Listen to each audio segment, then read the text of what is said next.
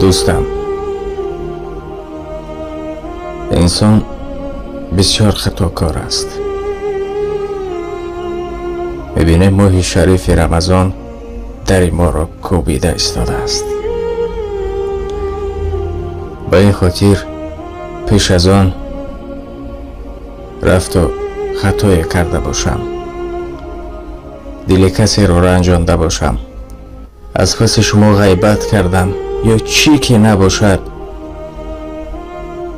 به خاطر پروردگار ببخش.